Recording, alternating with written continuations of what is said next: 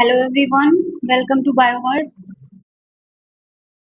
Ecology का next session, जिसमें कि हम पढ़ने वाले हैं बायोटिक कंपोनेंट्स के बारे में। बायोटिक कंपोनेंट्स कौन से हैं? हमारे बेसिकली जो लिविंग थिंग्स होती हैं, जो लिविंग कंपोनेंट्स होते हैं, उनको हम बोलते हैं बायोटिक कंपोनेंट्स।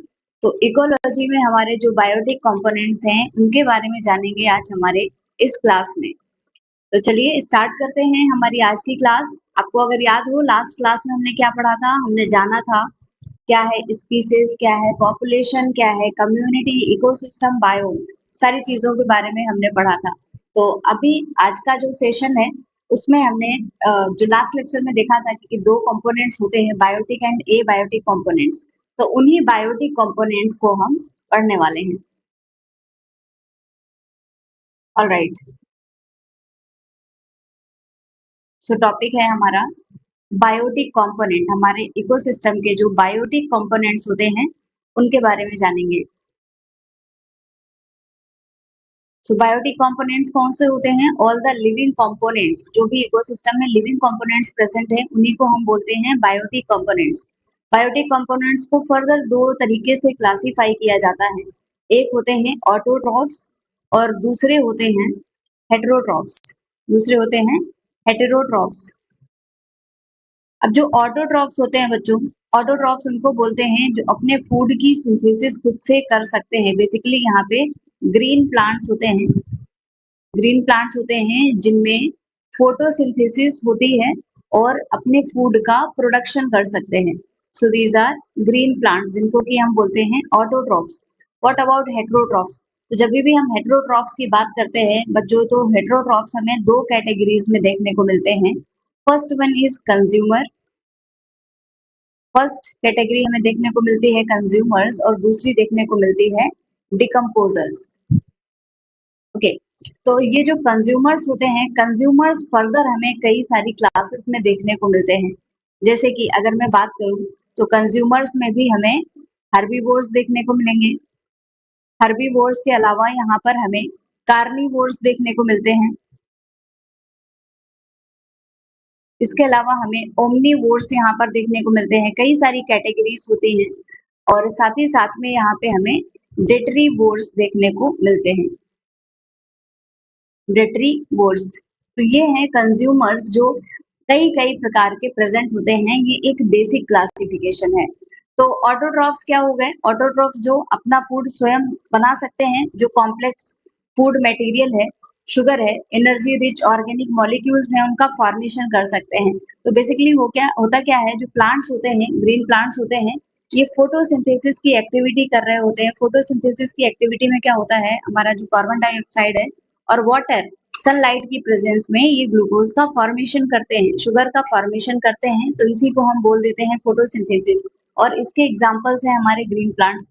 नेक्स्ट, जब हम हेटेरोट्रॉफ्स देखते हैं, तो हेटेरोट्रॉफ्स वो ऑर्गेनिजम्स होते हैं जो अपना शुगर मॉलिक्यूल है, जो भोजन है, और जो भी एनर्जी रिच ऑर्गेनिक कंपाउंड्स हैं, वो अदर ऑर्गेनिज्म की बॉडी से लेते हैं, चाहे डेड हो, चाहे अलाइव हो, लाइव हो या डेड हो, उसी से लेंगे। चाहे वो प्लांट से ले रहे हो, चाहे एनिमल से ले रहे हो, चाहे फंगस से ले रहे हो, चाहे बैक्टीरिया से ले रहे हो, एनी हाउ वो किसी दूसरे पे डिपेंडेंट रहते हैं। नेक्स्ट, जब हम हर्बीवोर्स की बात करते हैं, तो हर्बीवोर्स कौन से एनिमल्स होते हैं? जो अपनी एनर्जी प्लांट को खाने के द्वारा लेते हैं। दे ईट प्लांट्स। यहाँ पे भोजन जो है वो प्लांट्स के द्वारा मिलता है। जैसे कि एग्जाम्पल की बात करें, काऊ है, जो भी घास खाने वाले एनिमल्स होते हैं, बेसिकली काऊ है, एलिफेंट है, गोट है, ये सारे एनिमल्स आ जाते हैं हर्बीवोर्स में। अगर हम बात करें बच्चों कार्निवोर्स की, तो बेसिकली कार्निवोर, कार्निवोर का मतलब ही होता है दे आर मीट ईटर, जो मीट या फिर मांस को खा रहे होते हैं। So these are meat eater animals. Carnivores क्या हैं? These are meat eater. और ये ऐसे ऑर्गेनिजम्स होते हैं कि इनको जो भी एनर्जी की रिक्वायरमेंट है, जो भी न्यूट्रिएंट की रिक्वायरमेंट है अपने डाइट में, तो बेसिकली वो एनिमल टिश्यूज से लेते हैं, एनिमल टिश्यूज को खाते हैं। अब चाहे उसके लिए इन्हें शिकार करना पड़े या किसी भी तरीके से लेके आए। तो अगर कार्निवोर्स के एग्जांपल्स की बात करें, तो नॉर्मली हम कैट है, डॉग है, इनको इस कैटेगरी में रखते हैं। ओमनिवोर्स की बात करें बच्चों, तो ओमनिवोर्स का मतलब होता है कि कोई भी ऐसा एनिमल या फिर कोई ऐसा पर्सन जो वैरायटी ऑफ फूड लेता है, प्लांट्स भी खाएगा, एनिमल्स को भी खाएगा। बेसिकली हम ह्यूमंस इन कैटेगरीज में आते हैं, ये वैरायटी ऑफ फूड मटेरियल को इंजेस्ट करते हैं, variety of food material. Okay, और इनके एग्जांपल्स की हम बात करें तो बेसिक मेन एग्जांपल जो हम देखेंगे तो हम ह्यूमंस ही इसका मेन एग्जांपल है। फिर आते हैं डेट्रीवोर्स। तो डेट्रीवोर्स क्या होते हैं? बेसिकली ये भी हेटेरोट्रॉफिक ऑर्गेनिज्म होते हैं जो डेड ऑर्गेनिक मैटर को फीड करते हैं। They feed on dead organic matter. Dead organic matter क्या है? जैसे कि एग्जाम्पल अगर हम बात करें तो हमारा जो अर्थवॉर्म है, अर्थवॉर्म क्या करता है? डेड एंड डिकेइंग मटेरियल को ही तो खाता है और उसको इंपॉर्टेंट चीजों में कन्वर्ट कर देता है। तो इसका एग्जाम्पल है यहाँ पे अर्थवॉर्म। ओके, अब इसके बाद में बच्चों नेक्स्ट जो कैटेगरी बची हुई हमारी decomposers. So what are the decomposers? अगर हम डिकम्पोजर्स देखें तो डिकम्पोजर्स क्या होते हैं? बेसिकली थोड़ा थोड़ा अगर आप देखोगे तो किसी तरीके से आपको ये रिलेट होते हुए मिलेंगे हमारे डेट्रीवोर्स से। डिकम्पोजर्स क्या होते हैं? कुछ ऐसे हेटेरोट्रॉप्स होते हैं जो डेड ऑर्गेनिक मैटर को फीड करते हैं, और इसी के प्रोसेस में जब वो डेड ऑर्गेनिक मैटर को फीड कर रहे होते हैं तो उसी दौरान क्या करते हैं? नेचुरल प्रोसेसेस उनमें होने लगती हैं जिनको जैसे कि हम डिकम्पोजिशन बोलते हैं। तो वो नेचुरल प्रोसेसेस जो होती हैं डिकम्पोजिशन की, तो वहां पे जो ऑर्गेनिक मैटर है, जो डेड एंड डिकेइंग मटेरियल है, उसका प्रॉपर डिकम्पोजिशन होता है, न्यूट्रिएंट साइकिल्स वहां पे चलती हैं। डिकम्पोजर्स क्या करते हैं? बहुत सारे एंजाइम्स का सिक्रीशन करते हैं ताकि जो भी ऑर्गेनिक मैटर है वो डाइजेस्ट हो जाए, और उसके बाद में जो रिजल्ट बनता है उसमें जो भी रिजल्टिंग मॉलिक्यूल्स का फॉर्मेशन होगा, ये कोई भी ऑर्गेनिक मैटर है, ऑर्गेनिक मैटर। अब यहाँ पे डिकम्पोजर्स अपनी एक्टिविटी करेंगे। सम एंजाइम्स आर सिक्रीटेड, यहाँ पे कुछ एंजाइम्स का सिक्रीशन होगा और ये एंजाइम्स क्या करेंगे? इसको डिके कर देंगे। जो ऑर्गेनिक मैटर है ये डिके हो जाएगा और ये छोटे छोटे पार्ट्स में कन्वर्ट हो जाएगा, क्योंकि अभी इसको डिकम्पोज कर दिया गया है। और जो रिजल्टिंग मटेरियल है, मॉलिक्यूल्स हैं, इनको ये एब्जॉर्ब कर लेंगे। जैसे एग्जाम्पल की बात करें तो बैक्टीरिया एंड फंजाई इनके मेन एग्जाम्पल हैं। बैक्टीरिया एंड फंगस ये मेन डिकम्पोजर्स होते हैं हमारे इन्वायरमेंट में, जो कि बहुत सारी चीजों को डिकम्पोज करने का काम करते हैं। होपफुली ये आपको समझ में आया होगा। अब कुछ बेसिकली हमारे पास में नॉर्मल चीजें हैं, जो नॉर्मल हमने टर्म्स जाने, इनके अलावा भी कई सारे हेटेरोट्रॉफ्स में टर्म्स होते हैं, जैसे कि फैगोट्रॉप बोलते हैं। फैगोट्रॉप क्या होते हैं? जो अपना न्यूट्रिशन सॉलिड ऑर्गेनिक मैटर के थ्रू लेते हैं। तो जैसे जो हमारे कंज्यूमर्स हैं, ये कंज्यूमर्स ऐसे होते हैं जो बेसिकली न्यूट्रिएंट जो होता है इनका सॉलिड फॉर्म में ही होता है।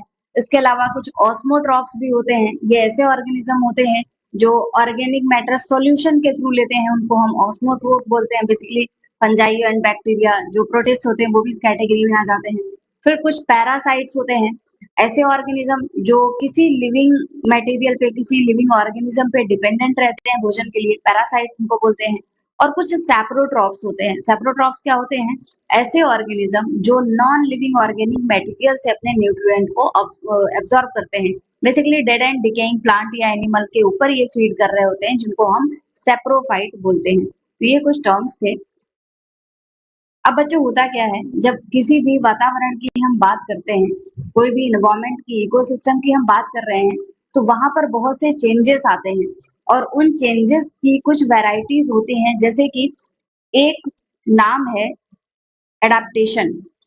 तो व्हाट इज एडाप्टेशन? एडाप्टेशन क्या है? ये एक इन्वायरमेंटल फिनोमिना है। बेसिकली यहाँ पे क्या होता है? एडाप्टेशन जेनेटिक लेवल पे हो रहा होता है। यहाँ पे कुछ जेनेटिक लेवल पे कैरेक्टरिस्टिक्स में चेंज देखने को मिलता है। सो this is genetically determined, genetically determined characteristic. इसके अलावा बच्चों ये जो एडाप्टेशन होता है, एडाप्टेशन होता क्या है? ये किसी भी ऑर्गेनिज्म की एबिलिटी को इम्प्रूव करते हैं ताकि वो इजिली सर्वाइव कर सके, वो किसी पर्टिकुलर इन्वायरमेंट में रिप्रोड्यूस कर सके, सर्वाइव कर सके।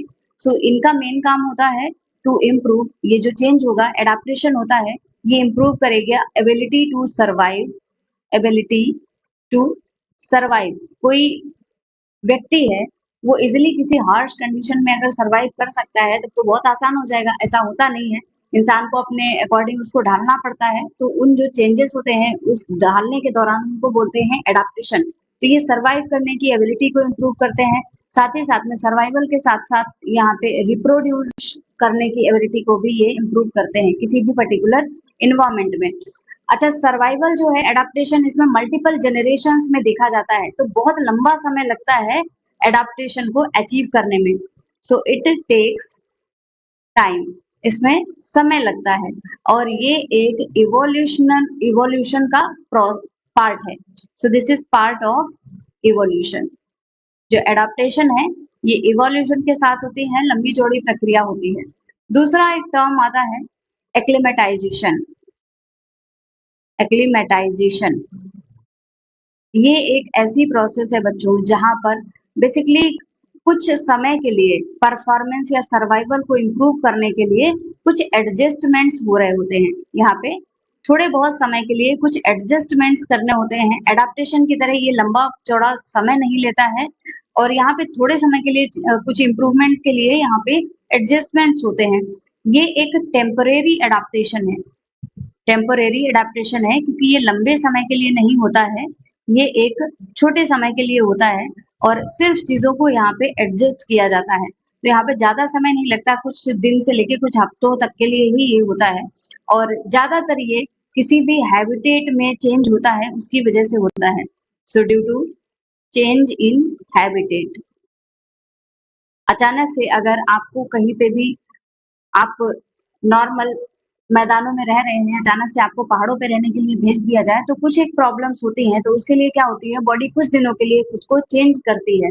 तो उसको क्या हम बोल सकते हैं, उसको हम बोल सकते हैं एक्लिमेटाइजेशन। ऑलराइट, तो ये कुछ टर्म्स हमने जाने। जैसे एग्जांपल की हम बात करें तो कि कोई भी मछली है नॉर्मली बढ़िया तालाब में रह रही है, आप अचानक से उसको एक्वेरियम में ट्रांसफर कर देते हैं तो फिर वहां पे क्या होता है, उसको खुद को चेंज करना पड़ता है उन चीजों को अडॉप्ट करने के लिए। अब हमारा जो इन्वायरमेंट है, हमारे इन्वायरमेंट में बहुत बेसिक चीजें जो आती हैं उनमें होती है soil, atmosphere, light, temperature, basically biotic और एबायोटिक कंपोनेंट से मिलके बना हुआ है हमारा। तो यहाँ पे हम जब वेजिटेशन की बात करते हैं कि कितने प्रकार के पेड़ पौधे यहाँ पे प्रेजेंट हो सकते हैं, तो वेजिटेशन क्या है, वेजिटेशन ऑफ इन्वायरमेंट। तो बेसिकली इनको कई नाम दिए जाते हैं according to basically temperature range, किस जगह के टेम्परेचर में कौन से ऑर्गेनिज्म सरवाइव कर सकते हैं उसके आधार पे इनको नाम दिए जाते हैं। तो उनमें से कुछ टर्म है, जैसे कि पहला टर्म है मेगाथर्म। अब मेगा वर्ड किस लिए यूज किया जाता है, किसी हाई रेंज के लिए यूज किया जाता है। तो बेसिकली यहाँ पर वो प्लांट्स आते हैं जो हाई टेम्परेचर रेंज में सरवाइव कर सकते हैं, हाई टेम्परेचर रेंज। अब थ्रू आउट द ईयर वो हाई टेम्परेचर रेंज में रहते हैं, इसीलिए उनको बोला जाता है megatherm. Many plants are there जो कि हाई टेम्परेचर में ही सरवाइव कर सकते हैं, जैसे कि बहुत सारे मॉसेस हैं, फर्न्स हैं। अब ये जो प्लांट्स ऐसे होते हैं ज्यादातर इक्वेटोरियन एंड ट्रॉपिकल रेन फॉरेस्ट में हमें देखने को मिलते हैं। तो एग्जाम्पल की अगर हम बात करें तो मॉसेस है, फर्न्स है, ये हमें हाई टेम्परेचर रेंज में देखने को मिलते हैं। नेक्स्ट अगर हम बात करें, first one is मेगाथर्म, next one अगर हम बात करें तो मीजोथर्म। मीजो वर्ड जहां पर यूज होता है तो मॉडरेट कंडीशंस के लिए इसको बेसिकली यूज किया जाता है। मीजोथर्म वाले प्लांट्स क्या होंगे, ऐसे प्लांट्स जहां पर जैसे जो समर होता है सीजनल वेरिएशंस देखने को मिलते हैं, तो मॉडरेट टेम्परेचर रेंज हो जाती है। समर में टेम्परेचर ज्यादा है, इसके बाद में विंटर्स आ जाती हैं तो टेम्परेचर कम हो जाता है, तो एक अल्टरेशन हो जाता है, इनको हम मीजोथर्म बोलते हैं। सो हम इनको बोल सकते हैं plants living in moderate environment. जो मॉडरेट टेम्परेचर रेंज होती है वहां पर जो प्लांट्स हमें देखने को मिलता है उनको हम मीजोथर्म्स बोलते हैं। यहाँ पे हमें सीजन्स देखने को मिलते हैं या फिर seasonal seasonal variation in temperature, temperature में हमें वेरिएशन देखने को मिलेगा। अब यहाँ जो मेन प्लांट्स होते हैं, ज़्यादातर मैक्सिमम प्लांट्स जो होते हैं, वो इसी प्रकार के वातावरण में सर्वाइव कर पाते हैं। जैसे कि अगर मैं बात करूँ, तो एग्ज़ाम्पल हमारे पास में होते हैं बैम्बू प्लांट्स, इसके अलावा पाम ट्री और भी बहुत से पेड़-पौधे हैं जो नॉर्मल हमारे एनवायरनमेंट में ही सर्वाइव कर सकते हैं। बहुत ज़्यादा हाई टेम्परेचर या बहुत ज़्यादा कोल्ड टेम्परेचर पे मैक्सिमम यहाँ पे नहीं रहना पसंद करते हैं। तो माइक्रोथर्म हो गए, मेगाथर्म हो गए, थर्म हो गए। बच्चों इसके बाद आते हैं माइक्रोथर्म। बेसिकली माइक्रोथर्म क्या होते हैं, जो बहुत ही लो टेम्परेचर पे रह सकते हैं। सो तीसरी कैटेगरी है हमारी माइक्रोथर्म्स। माइक्रोथर्म्स क्या है? ऐसे पेड़ पौधे जो लो टेम्परेचर रेंज को सरवाइव कर सकते हैं, उनको हम बोलते हैं माइक्रोथर्म्स। अब ये पेड़ पौधे ऐसे होते हैं जहां पर मिक्स्ड वेजिटेशन हमें देखने को मिलती है। ज्यादातर हमें कोनिफेरस फॉरेस्ट यहाँ पे देखने को मिलते हैं। Mostly coniferous forest are there. और एक और कैटेगरी इसमें प्रेजेंट होती है on the basis of temperature, जिनको कि हम बोलते हैं हेकिस्टोथर्म। इनको बोलते हैं हेकिस्टोथर्म। हेकिस्टोथर्म क्या होते हैं बच्चों? बेसिकली बहुत ही ज्यादा लो टेम्परेचर पे सरवाइव करते हैं। बहुत ज्यादा लो टेम्परेचर होता है। मोस्टली हम बोल सकते हैं कि आइस वाला सीजन वहां पे रहता है। So very low temperature is there. और यहाँ पे एग्जाम्पल अगर हम बात करें तो ज्यादातर अल्पाइन फॉरेस्ट हमें देखने को मिलते हैं। अल्पाइन वेजिटेशन होती है और नॉर्मल लोकेलिटी में, नॉर्मल सीजन्स में भी वहां पे हमें कोई वेरिएशन नहीं देखने को मिलता हाई टेम्परेचर लो टेम्परेचर का। वहां पे ऑलमोस्ट होल ईयर यहाँ पे बहुत ठंडा वातावरण रहता है। तो कुछ एक प्लांट्स ऐसे होते हैं जो कि अडॉप्ट कर लेते हैं उस इन्वायरमेंट को और वो उसी इन्वायरमेंट में ही पाए जाते हैं। ओके, तो ये बात रही कि on the basis of temperature यहाँ पे वर्ल्ड की जो वेजिटेशन है वो किन तरीके से डिवाइड की गई है। बहुत सारी क्लासेस हैं जिनके आधार पे इनको डिवाइड किया गया है। अब हमारे इन्वायरमेंट के जो एबायोटिक फैक्टर्स हैं, क्या हम उनके बारे में पढ़ लें? तो उनके बारे में भी पढ़ लेते हैं। अभी तक हमने बायोटिक फैक्टर्स के बारे में जाना। लेट्स सी एबायोटिक फैक्टर्स जो हमारे इन्वायरमेंट में प्रेजेंट हैं। तो एबायोटिक फैक्टर्स कौन कौन से हैं? जो मेन फैक्टर्स हैं उनमें से सबसे पहला आता है सॉइल, क्योंकि बहुत ज्यादा इंपॉर्टेंट है पेड़ पौधों की ग्रोथ के लिए ही हमें सॉइल चाहिए। तो ये सबसे ज्यादा इंपॉर्टेंट लेयर हो जाती है। और हम इसको क्या बोल सकते हैं कि जो अर्थ है, अर्थ की जो क्रस्ट है, आउटर लेयर है, उसका सबसे बाहरी वाला पोर्शन है, वही तो है सॉइल। तो सॉइल को हम डायरेक्टली बोल सकते हैं outer most layer of earth crust. Outer most layer of earth crust. Basically होता क्या है, ये जो लेयर होती है यहाँ पे बहुत सारा मिक्सचर देखा जाता है, जहाँ पर जैसे रॉक की वेदरिंग होती है, रॉक की वेदरिंग के बाद में रॉक के पार्टिकल्स आ जाते हैं, ऑर्गेनिक मैटर होता है, वाटर है, एयर है, सारी चीजों का ये मिक्सचर होता है। तो सॉइल क्या है, किस किस चीजों का मिक्सचर है? This is mixture of rock particles, इसके अलावा यहाँ पे ऑर्गेनिक मैटर, साथ ही साथ में वाटर, एयर, सारी चीजें प्रेजेंट होती हैं। इसका ये मिक्सचर होता है जो सॉइल बनी हुई होती है। सॉइल की स्टडी को बोला जाता है बच्चों पीडोलॉजी।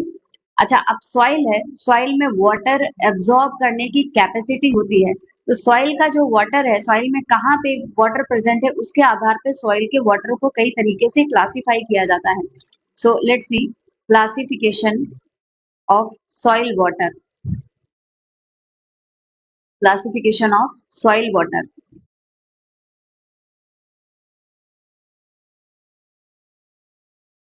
सॉइल में जो वाटर प्रेजेंट होता है, अगर हम उनकी पहली कैटेगरी की बात करें तो इसको हम बोलते हैं, one is hygroscopic water. Hygroscopic hygroscopic water क्या होता है? ये एक बहुत पतली सी लेयर जैसी संरचना होती है, हाइग्रोस्कोपिक वाटर होता है। तो जैसे जो सॉइल के पार्टिकल्स हैं, इन पार्टिकल्स के चारों तरफ एक बहुत पतली सी लेयर बन जाती है, जिसको कि हम बोलते हैं हाइग्रोस्कोपिक वाटर। हाय याशिका, इसको हम बोलते हैं हाइग्रोस्कोपिक वाटर। तो सॉइल पार्टिकल्स के चारों तरफ ये लेयर बन जाती है। तो ये होता क्या है, जनरली ये प्लांट्स के लिए अवेलेबल नहीं होता है। ज्यादातर ये यूज नहीं कर पाते हैं प्लांट्स जो होते हैं, क्योंकि ये ऊपरी लेयर में प्रेजेंट होता है और ये सॉइल के साथ में बहुत टाइटली बाउंडेड होता है। सो this is bound tightly with soil. This is bound tightly with soil particle. Soil के पार्टिकल्स के साथ में बहुत टाइटली बाइंड होने की वजह से ये अवेलेबल नहीं होता है प्लांट की नॉर्मल एक्टिविटीज के लिए। तो हम इसको बोल सकते हैं नॉट अवेलेबल फॉर प्लांट। ये जो वाटर होगा ये प्लांट के लिए अवेलेबल नहीं होगा। ओके, सो इसका काम क्या होगा, बेसिकली सॉइल के पार्टिकल से बहुत ज्यादा बेटा कोई ऑनलाइन बैच नहीं है, बट मैं यहाँ पर ही क्लासेस ले रही हूँ। अभी तो मैंने यहाँ पर आरपीएससी के लिए शुरू किया है, जो पेपर 2 है उसमें ये इकोलॉजी का जो पोर्शन है उसके लिए मैंने पढ़ाना शुरू किया है। इससे पहले मैंने कुछ कुछ लेक्चर्स लिए हुए हैं, आप प्लेलिस्ट में देख सकते हो, बहुत सारे जो हमारे असिस्टेंट प्रोफेसर के एग्जाम है उनके लिए यूजफुल है, तो आप उनको देख सकते हो। इसके अलावा मैं अभी कंटिन्यू करने वाली हूँ सिलेबस के अकॉर्डिंगली, प्रैक्टिस सेशन भी लाऊंगी और क्लासेस भी लाऊंगी, तो आप हमारे साथ में बने रह सकते हो जहाँ पे हम डिस्कशन कर लेंगे। ओके, तो हाइग्रोस्कोपिक वाटर क्या है, जो डायरेक्टली प्लांट्स के लिए अवेलेबल नहीं होता है, और यहाँ पे जो वाटर सॉइल के पार्टिकल्स के साथ में जुड़ा हुआ होता है। हाँ बेटा, नीट के लिए हमारी क्लासेस चल रही हैं, नीट के लिए कंटिन्यूअसली हैं, हमारी प्लेलिस्ट आप देखिएगा उसमें आपको मिलेगा। 11th का काफी हमने टॉपिक कवर कर लिया है, क्लास 11th का, जिसमें हमने 2 चैप्टर तो पूरे कंप्लीट कर लिए हैं। हमने पूरा प्लांट किंगडम पढ़ा हुआ है, लिविंग वर्ल्ड पढ़ा हुआ है, ब्रायोफाइट्स, जिम्नोस्पर्म, टेरिडोफाइट्स, सब कुछ कंप्लीट हो गया है वहाँ पे, तो आप उसको देख सकते हो। इसके अलावा हमने काफी प्रैक्टिस सेशंस भी किए हुए हैं वहाँ पे, है ना, तो आप क्वेश्चन प्रैक्टिस भी कर सकते हो। वहाँ पे काफी सारे वीडियोस अवेलेबल हैं, आप चैनल पे जाके चेक करिए, प्लेलिस्ट अवेलेबल है। कोई स्पेसिफिक टॉपिक चाहिए है तो आप बताइएगा, क्योंकि उसके लिए हम वीडियोस लेके ही आ रहे हैं। मॉर्निंग में भी क्लास हुई है एंड मे बी इवनिंग में भी हम करेंगे। हाँ बच्चा, मैं ही पढ़ाती हूँ, मैं ही पढ़ाती हूँ वहाँ पे। ओके, सो हाइग्रोस्कोपिक वाटर के चारों तरफ जो लेयर है, जिसकी वजह से ये अवेलेबल नहीं होता है और सॉइल से जुड़ता है जिस फोर्स की मदद से, उसको हम बोलते हैं एडहेशन फोर्स। ओके, नेक्स्ट होता है दूसरा वाटर का जो टाइप होता है वो होता है कैपिलरी वाटर। नेक्स्ट हमें देखने को मिलता है कैपिलरी वाटर। कैपिलरी वाटर क्या होता है, कैपिलरी वाटर बेसिकली यही मेन वाटर होता है जो प्लांट के लिए अवेलेबल होता है, प्लांट के लिए अवेलेबल होता है, मेन वाटर यही होता है, क्योंकि हमें पता है जो प्लांट्स होते हैं वो कैपिलरी फोर्स के थ्रू ही वाटर को एब्जॉर्ब करते हैं। So this is available to plants. अच्छा, होता क्या है, ये इजिली अवेलेबल क्यों होता है, क्योंकि सॉइल में प्रेजेंट है और ये उसके चारों तरफ लेयर के फॉर्म में नहीं है, इनके बीच बीच में, सॉइल के पार्टिकल्स के बीच बीच में पानी प्रेजेंट है, तो ये इजिली प्लांट्स जो होते हैं सॉइल के बीच में इनकी रूट्स जाएंगी, तो ये इजिली वाटर को एब्जॉर्ब कर सकते हैं, तो इसीलिए ये इजिली अवेलेबल हो जाता है जो भी कैपिलरी वाटर होता है प्लांट्स के लिए। सो ये पानी ऐसा होता है, बेसिकली जैसे मैं अगर बात करूँ, यहाँ पे रेन हो रही है और ये सॉइल है, तो सॉइल में कुछ पानी यहाँ पे रहता है, बाकी मैक्सिमम वाटर जो है वो नीचे जाके स्टोर हो जाता है। तो जो सॉइल में यहाँ पे प्रेजेंट रहता है वाटर, सॉइल के पार्टिकल्स के बीच में, उसी को हम बोलते हैं capillary water. So this is easily available to plants. So अगर नेक्स्ट टाइप की अगर मैं बात करूँ, तो बच्चों नेक्स्ट जो हमें देखने को मिलता है उसको हम बोलते हैं ग्रेविटेशनल वाटर। तीसरे प्रकार का जो सॉइल में वाटर प्रेजेंट होता है उसको हम बोलते हैं ग्रेविटेशनल वाटर। ग्रेविटेशनल वाटर क्या होता है, ये बेसिकली फ्री वाटर होता है जो रेन हुई और रेन के बाद में डायरेक्टली ड्रेन आउट हो जाता है और पहुंच जाता है। लाइक हमारा यहाँ पे एक प्लांट है और ये प्लांट्स की रूट यहाँ तक पहुंच रही है, तो ये अपर लेयर है सॉइल की। अब रेन के बाद में जो वाटर यहाँ पे आया, ये बहुत ज्यादा नीचे चला जाता है अर्थ में, और इतना नीचे पहुंच जाता है कि अब ये रूट्स के द्वारा एब्जॉर्ब ही नहीं हो सकता, रूट का जो जोन है उस जोन से ही बाहर हो जाता है, तो बहुत ज्यादा डीपली चला जाता है, तो अगेन ये वाटर अवेलेबल नहीं होगा, क्योंकि इसको ग्रेविटी के द्वारा नीचे पुल कर लिया जाता है, अब ये वाटर यहाँ पे अवेलेबल ही नहीं हो पाएगा। सो यहाँ पे क्या होता है, ये भी अवेलेबल नहीं होता है प्लांट्स के लिए, not available for plants. Okay. तो होता क्या है, बहुत कम ग्रेविटेशनल वाटर ऐसा होता है जिसको प्लांट्स एब्जॉर्ब कर सकते हैं, क्योंकि ये बहुत जल्दी ड्रेन हो जाता है और एकदम सॉइल की लोअर लेयर पे पहुंच जाता है, इसीलिए ये इजिली अवेलेबल नहीं हो पाता है। तो ये तो बात रही, हमने जाना कौन कौन से प्रकार के सॉइल का वाटर हो सकता है, सॉइल में किस किस तरीके से वाटर प्रेजेंट हो सकता है, एबायोटिक फैक्टर्स के बारे में। बाकी जो बच्चों एबायोटिक फैक्टर्स हैं, जैसे सॉइल है, अब सॉइल से ही जुड़ी हुई चीजें हैं, हमारा एटमॉस्फेयर है, लाइट है, टेम्परेचर है, तो उनको एज सच हमें बहुत ज्यादा डिटेल में पढ़ना नहीं होता है, क्योंकि उनके बारे में हमें पता ही है। जब हम इकोलॉजी पढ़ रहे हैं तो एटमॉस्फेयर के बारे में हम अपने आप से जान जाएंगे पढ़ते पढ़ते, क्योंकि हम एटमॉस्फेयर के बारे में सारी चीजें पढ़ ही लेंगे। तो इसीलिए हम उनको और ज्यादा डिटेल में नहीं पढ़ते हैं। बस ये है कि जो सॉइल है, तो सॉइल को हमें पढ़ना पड़ता है, क्योंकि ये इंपॉर्टेंट है, और इसमें बेसिकली वाटर के लिए कैसे अवेलेबिलिटी होती है वो भी हमें देखना पड़ता है। ओके। तो अभी तो हमने देख लिया क्या क्या चीजें हैं। अब इसके बाद में बच्चों इम्पोर्टेंट चीज है, अभी हमने पढ़ा एडाप्टेशन और एक्लेमेटाइजेशन के बारे में। तो एडाप्टेशन जो है, जब हम सीएसआईआर के लिए देखते हैं तो कुछ कुछ हमें रूल्स देखने को मिलते हैं एडाप्टेशन के लिए, है ना। जो बॉडी अडाप्ट कर लेती है अपने आप को, उसके लिए हमें कई सारे रूल्स देखने को मिलते हैं। तो एडाप्टेशन के लिए कौन कौन से रूल्स हैं वो हम जानेंगे। ओके। सो बेसिकली एक तो रूल जिसकी हम बात करें जो बहुत इंपॉर्टेंट है, तो वो होता है एडाप्टेशन। एक जैसे वार्म ब्लडेड एनिमल्स हैं, कोल्ड ब्लडेड एनिमल्स हैं, एंडोथर्म्स हैं, उनके लिए जो एडाप्टेशन होता है, उनकी बॉडी में एडाप्टेशन होता है। बाकी टेम्परेचर है, टेम्परेचर क्या करता है, जो साइज होता है एनिमल्स का उसको भी इन्फ्लुएंस करता है। तो उसी के आधार पे कुछ रूल्स दिए गए हैं एडाप्टेशन के लिए, तो उन रूल्स को हम पढ़ते हैं। इंपॉर्टेंट है, इनसे क्वेश्चन सीएसआईआर में भी काफी बार आया हुआ ही है, तो ये बहुत इंपॉर्टेंट पार्ट है। सो चलिए देखते हैं एडाप्टेशन, और एडाप्टेशन के कुछ कुछ रूल्स के बारे में जानेंगे। यहाँ पे हम देखने वाले हैं important rules, important rules.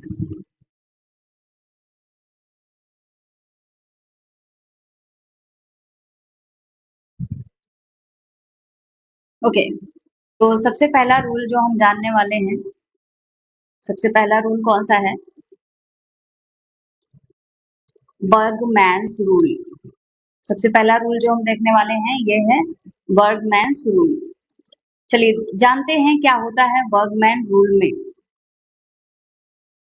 So students होता क्या है, ज्यादातर ये जो रूल है ये मैमल्स एंड बर्ड्स के लिए अप्लाई किया जाता है जो होते हैं एंडोथर्म्स। तो ज्यादातर ये कहाँ देखने को मिलेगा, बर्ड्स एंड मैमल्स में इसका हमें एग्जाम्पल देखने को मिलता है, ये वहां पे ही अप्लाई होता है।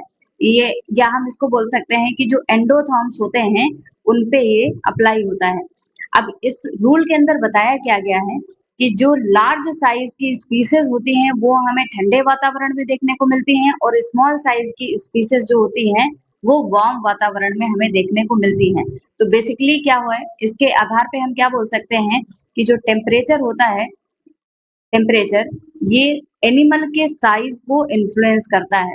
So this influence size of animal, animal के साइज को इन्फ्लुएंस करता है। तो एनिमल के साइज को कैसे इन्फ्लुएंस करेगा वो हम जाने अगर, तो जैसे कि जो टेम्परेचर है, तो सबसे पहले अगर हम बात करें कि कोल्डर इन्वायरमेंट है, ठंडा वातावरण है,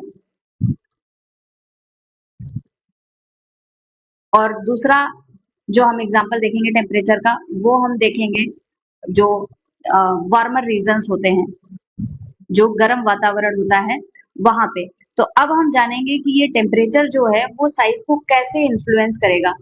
तो अब अच्छा कोल्डर टेम्परेचर की बात करो, ठंडा वातावरण है, अब वहां पे क्या होगा, जो एनिमल है, कोई बड़ा से साइज का एनिमल मैं अगर बना दूं यहाँ पे, ठंडे वातावरण में ये एनिमल है, तो इसका सरफेस एरिया कैसा हो जाएगा। अगर आपको पता है सरफेस एरिया को कैसे डिफाइन करते हैं, तो बच्चों जो लार्ज साइज का एनिमल हो जाता है इसका सरफेस एरिया स्मॉल हो जाता है। यहाँ पे हमें सरफेस एरिया कम देखने को मिलेगा। अब सरफेस एरिया अगर कम है तो बॉडी का वॉल्यूम क्या है, बढ़ जाएगा। बॉडी का वॉल्यूम क्या है, बढ़ जाएगा। बेसिकली हाई बॉडी वॉल्यूम देखने को मिलेगा। High body volume. और अगर हम वार्मर रीजन्स की बात करें तो बेसिकली होता क्या है, ये छोटा सा मैं एक माउस बना दूं, चूहा बना दूं, ऐसा नहीं होता है, लेकिन आप मैनेज कर लेना। ये चूहा है तो बहुत छोटा सा है। अगर छोटा सा ऑर्गेनिज्म है तो यहाँ पे सरफेस एरिया बहुत ज्यादा अवेलेबल होगा, है ना। सरफेस एरिया अवेलेबल होगा। सरफेस एरिया अगर बच्चों नहीं समझ में आ रहा है तो मैं एक एग्जांपल देके समझाती हूँ। जैसे कि ये एक बड़ी सी वाटर की ड्रॉपलेट है ना। अभी आपने देखा है स्प्रिंकलर्स जो होते हैं, वाटर स्प्रिंकलर्स होते हैं, वो पानी का छिड़काव करते हैं छोटी छोटी बूंदों के फॉर्म में। पानी जब आता है तो हमें बहुत ठंडक का एहसास होता है, और ऐसे कोई बहुत मोटी सी धारा पानी की मारे तो क्या होगा। रैट क्यूट है और राइट, आपके घर भेज देती हूँ इसको, रैट को। तो अगर कोई बहुत मोटी सी पानी की धारा आती है तो क्या होगा, उससे हमें दिक्कत होगी, उससे हमें ठंडेपन का एहसास तो बिल्कुल नहीं होगा, हमें चोट जरूर लग जाएगी, है ना। तो ऐसे ही यहाँ पे है, जब बड़ी सी वाटर की ड्रॉपलेट थी, ये बहुत बड़ी बूंद है, इसको जब छोटे छोटे पार्टिकल्स में कर दिया तो इसका क्या हुआ, सरफेस एरिया बढ़ गया। और सरफेस एरिया बढ़ गया तो यहाँ पे अब यहाँ पे इजिली ठंडक मिल जाएगी हमें। छोटी छोटी बूंदे होती है, हमें ठंडक मिलती है। ऐसे ही वार्मर रीजन्स में जब सरफेस एरिया ज्यादा होता है तो इनके लिए हीट का लॉस करना आसान हो जाता है। तो बेसिकली यहाँ पे ज्यादा सरफेस एरिया वाले हमें देखने को मिलते हैं जो एनिमल्स होते हैं, और इनका जो बॉडी का वॉल्यूम होता है वो कम होता है। तो यहाँ पे लो बॉडी वॉल्यूम हमें देखने को मिलेगा। सो ये मेन डिफरेंस होता है। ये बर्गमैन रूल है। बर्गमैन रूल में यही बताया गया था कि जो लार्ज साइज के एनिमल्स होते हैं वो हमें देखने को मिलते हैं कोल्डर इन्वायरमेंट में। कोल्डर इन्वायरमेंट में क्या है, इसको मैं दोबारा से ड्रॉ कर देती हूँ। ये हमारा लार्ज एनिमल है। तो यहाँ पे हमें कैसे एनिमल्स देखने को मिलेंगे, कोल्डर इन्वायरमेंट में लार्ज एनिमल्स। इनका साइज हमें ज्यादा देखने को मिलेगा ताकि इनका सरफेस एरिया कम हो जाए। और यहाँ पे कैसे हमें एनिमल्स देखने को मिलेंगे, जो वार्मर एरियाज है, यहाँ पे स्मॉलर एनिमल्स देखने को मिलेंगे, smaller animals. Alright, so hopefully आपको ये समझ में आया होगा पहला रूल, जिसको कि हम बोल रहे हैं बर्गमैन्स रूल। तो एडाप्टेशन के रूल्स हम पढ़ रहे हैं, इंपॉर्टेंट इंपॉर्टेंट रूल्स हैं, क्वेश्चंस भी इनसे CSIR में आए हुए ही हैं, तो आप इनको ध्यान में रखिएगा। चलो देखते हैं अब हमारा नेक्स्ट रूल। नेक्स्ट रूल है जिसको कि हम बोलते हैं एलेंस रूल। दूसरा रूल है, इसको हम बोलते हैं एलेंस रूल। हाँ बेटा, इवनिंग में नीट की ही क्लास होगी। इवनिंग में हम फाइलम पोरीफेरा भी पढ़ेंगे और मोस्ट प्रोबेबली एक प्रैक्टिस सेशन भी रहेगा, वो प्रैक्टिस सेशन भी हम जरूर देखेंगे। तो चलिए स्टार्ट करते हैं बेटा। हमारा दूसरा रूल जिसको कि बोलते हैं एलेंस रूल। एलेंस रूल में अगर मैं पहले बताऊं कि ये बताता क्या है, तो बेसिकली इसका काम क्या है, ये बताता है कि जो एनिमल्स होते हैं, जो ठंडे वातावरण में एनिमल्स रहते हैं, उनके कुछ जो बाहरी कैरेक्टर्स होते हैं, एक्सट्रीमिटीज होती हैं एनिमल्स की, वो छोटी छोटी होती हैं, जो कोल्डर इन्वायरमेंट में रह रहे होते हैं। इवनिंग में बेटा 7 बजे क्लास है, आज ही शाम को 7 बजे है क्लास, जहाँ पे हम करने वाले हैं फाइलम पोरीफेरा को। फाइलम पोरीफेरा के बारे में पढ़ेंगे। एनिमल किंगडम स्टार्ट किया है तो एनिमल किंगडम के बेसिक्स को पढ़ लिया है, क्लासिफिकेशन का बेसिस हमने कवर किया है आज ही मॉर्निंग में। और इवनिंग में हम करने वाले हैं फाइलम पोरीफेरा को 7 बजे की क्लास में, और मोस्ट प्रोबेबली रात के 10 बजे के आसपास में क्लास होगी, जिसमें कि हम क्वेश्चन प्रैक्टिस करेंगे।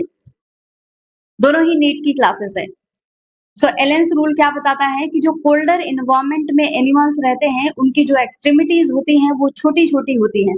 जैसे कि एक्सट्रीमिटीज का मतलब है जो बाहरी कैरेक्टर्स होते हैं, जैसे कि कान है, आर्म्स है, ईयर है, नोज है, ये सारी चीजें हमें छोटी छोटी सी देखने को मिलेंगी। सो animals living in colder environment, जो कोल्डर इन्वायरमेंट में रह रहे हैं, एनिमल्स इन कोल्डर इन्वायरमेंट, तो यहाँ पे क्या देखने को मिलेगा, हैव स्मॉल एक्सट्रीमिटीज।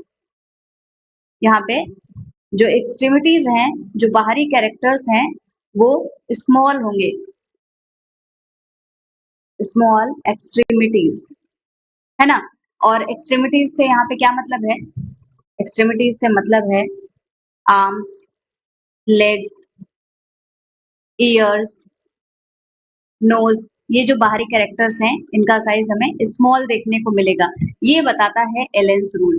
तो ये बेसिकली जो बर्गमैन रूल हमने पढ़ा था उसने क्या बताया था कि जो कोल्डर इन्वायरमेंट में हमें एनिमल्स देखने को मिलते हैं उनका साइज ज्यादा होता है, तो वो खुद बहुत बड़े से होंगे लेकिन उनका जो साइज होगा एक्सट्रीमिटीज का वो छोटा ही होगा। तो इसको हम बोल सकते हैं कि जो बर्गमैन का रूल था उसी पे और रिसर्च करके उसी को एक्सटेंड किया गया, तो ये बर्गमैन रूल का ही एक्सटेंशन है और ये एंडोथर्म्स के लिए ही अप्लाई होता है।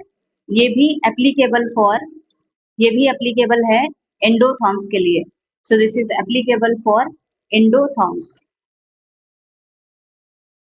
ये भी एंडोथर्म्स के लिए ही हमें देखने को मिलता है। ओके, तो ये बेसिक बातें रही। इसके अलावा जो एनिमल कोल्डर और वार्मर वार्मर क्लाइमेट में होते हैं, जैसे एक हम चूहा देखें तो कोई भी चूहा जो ठंडे वातावरण में देखने को मिलेगा उसके कान बहुत छोटे छोटे से होंगे, लेकिन जो वार्म एनवायरमेंट में है उसकी एक्सट्रीमिटीज बड़ी बड़ी होती है क्योंकि वही गर्मी का मौसम है। बेटा 7 बजे से ऑलमोस्ट 40 से 45 मिनट की क्लास होगी, फाइलम पोरीफेरा जितने में कंप्लीट हो जाएगा हम उतना करेंगे। तो ये एनिमल जो है कोल्ड और वार्म एनवायरमेंट के उनसे ही रिलेटेड है। कोल्डर एनवायरमेंट के रीजन्स में शॉर्ट एक्सट्रीमिटीज देखने को मिलेंगी और जो वार्मर क्लाइमेट के एनिमल्स हैं उनमें लार्ज एक्सटर्नल अपेंडेजेस देखने को मिलेंगे। तो जो एनिमल्स वार्म एनवायरमेंट में रह रहे हैं उनमें क्या होगा, एनिमल्स लिविंग इन वार्म या वार्मर एरिया, जो गर्म स्थानों पे रहते हैं वहां पे क्या देखने को मिलेंगे, लार्ज एक्सट्रीमिटीज। जो एक्सटर्नल अपेंडेजेस हैं या एक्सट्रीमिटीज हैं वो हमें लार्ज देखने को मिलेंगी। तो ये है एलेंस रूल। यस बेटा 7 बजे आइए, हम वहां पे फाइलम पोरीफेरा को कंप्लीट करेंगे और उसके बाद में रात की क्वेश्चन प्रैक्टिस में भी आप जरूर जुड़िएगा। Okay bye, thank you. चलो देखते हैं बेटा हमारा नेक्स्ट रूल, जिसको हम बोलते हैं तीसरा रूल है, जो है ग्लॉगर्स रूल। ग्लॉगर्स रूल। तो ग्लॉगर्स रूल क्या बताता है? थैंक यू सो मच बेटा। ग्लॉगर्स रूल क्या बताता है, जो वार्म एंड ह्यूमिड या ड्राई एरियाज होते हैं, बेसिकली जो इक्वेटर वाले रीजन्स होते हैं वहां पे जो बर्ड्स एंड मैमल्स होते हैं वो डार्क कलर के हमें देखने को मिलते हैं। होता क्या है, जो एरियाज हैं अलग अलग उनके अकॉर्डिंग बॉडी का कलर डिसाइडेड होता है। बिल्कुल बिल्कुल मैं मेंटर रहूंगी, अगर आप जुड़ते रहोगे तो ऑब्वियस सी बात है हम आपको यहाँ पे मेंटर करने के लिए ही आए हुए हैं। अगर आप सीखते हो तो हमें भी बहुत अच्छा लगेगा। ज्यादातर जो ड्राई एरियाज के जो इक्वेटर वाले रीजन्स होते हैं वहां पे हमें देखने को मिलेगा जो एनिमल्स हैं, जो रहने वाले ह्यूमंस हैं वो डार्क कलर के होंगे और जो कोल्ड एरियाज के हैं, जो पोल्स पे रहते हैं वो लाइट कलर की स्किन के होंगे। वैसे ही हमारे यहाँ पे देखिए, जैसे हम अपना भारत देश ही बना लें तो अगर हिमालय की बात करें, जो हमारा कश्मीर वाला रीजन है, तो वहां पे हमें कैसे लोग देखने को मिलते हैं, बहुत स्किन उनकी फेयर होती है क्योंकि कोल्डर टेम्परेचर है, लाइटर स्किन कलर देखने को मिलता है। जब हम मिडिल में आ जाते हैं, जब हम मध्य प्रदेश उत्तर प्रदेश की बात करते हैं वहां पर हमें नॉर्मल एक कॉमन बोल सकते हैं कि थोड़ा सा डार्क हमें कलर देखने को मिलता है। और फिर जब हम साउथ में चले जाते हैं, पूरा वार्म क्लाइमेट है तो वहां पे हमें कलर और ज्यादा डार्क देखने को मिलता है। तो ये क्या है, ये हमारा रीजन स्पेसिफिक, ये ग्लॉगर्स रूल है जो बताता है कि रीजन का किस तरीके से प्रभाव पड़ता है। तो ग्लॉगर्स रूल में जो बर्ड्स एंड मैमल्स हैं, बर्ड्स एंड मैमल्स, और ये जो बर्ड्स एंड मैमल्स हैं जो इक्वेटर पे रह रहे हैं, इक्वेटर पे, तो इक्वेटर पे क्लाइमेट कंडीशंस कैसी होंगी, वार्म होंगी, humid and dry, warm humid and dry. तो यहाँ पे उनका कलर कैसा होगा, they are darker in colour. ये जो बर्ड्स एंड मैमल्स जो हमें देखने को मिलेंगे ये हमें डार्क कलर के देखने को मिलेंगे, they are darker in colour. ठीक है, अब इसके अलावा जो बर्ड्स एंड मैमल्स रह रहे हैं ठंडे वातावरण में, उनका क्या, बर्ड्स एंड मैमल्स जो रह रहे हैं पोल्स पे, पोल्स पे क्या होता है, आइस होती है, आइस प्रेजेंट है, कोल्डर इन्वायरमेंट है, कोल्ड इन्वायरमेंट। अब इस कोल्ड इन्वायरमेंट में क्या होगा, कोल्ड इन्वायरमेंट में लाइट स्किन कलर हमें देखने को मिलेगा। लाइट स्किन कलर, यहाँ पे जो कलर होगा दे आर लाइक खूबसूरत खूबसूरत से लोग हमें देखने को मिलेंगे, है ना।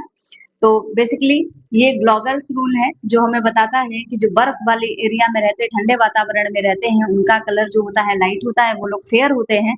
और जो ह्यूमिड वार्म ड्राई क्लाइमेट में रहते हैं, इक्वेटर्स की तरफ रहते हैं, गर्म रीजन में रहते हैं, उनका जो कलर होता है वो डार्क हो जाता है। सो this is all about the adaptation rules, जो रूल्स दिए गए हैं। तो उम्मीद है आपको ये समझ में आया होगा। ये रूल्स के बारे में हमने पढ़ लिया। अब इसके अलावा आगे की चीजें हम पढ़ेंगे हमारे नेक्स्ट लेक्चर में, जहाँ पे बेसिकली हम डिस्कशन स्टार्ट करेंगे। हमारा एक बहुत इंपॉर्टेंट रूल है जिसको हम बोलते हैं कि इकोसिस्टम का कंट्रोल किस तरीके से किया जाता है। तो इकोसिस्टम के कंट्रोल से स्टार्ट करेंगे। वहाँ पे बहुत सारे प्रकार के कंट्रोल होते हैं, top down control, bottom up control, जो कि मेन होते हैं। तो उन्हीं के बारे में थोड़ा सा डिटेल में जानेंगे। और भी कुछ एक चीजें जिनको हम डिस्कस करेंगे। बच्चों, बस इतना कहना चाहूंगी कि हमारे चैनल को भी सब्सक्राइब करो। आपको अच्छा लग रहा है तो आप क्लास में आइए, चैनल को भी सब्सक्राइब करिए, ताकि हम साथ में डिस्कशन कर सकें, हम बहुत सारी चीजों को पढ़ सकें। और कोई स्पेसिफिक टॉपिक भी अगर आपको पढ़ना है तो मैं उसके लिए भी क्लास लेके आऊंगी, तो हम साथ में पढ़ सकते हैं। और थैंक यू। बस चैनल को सब्सक्राइब जरूर करना। Thank you everyone.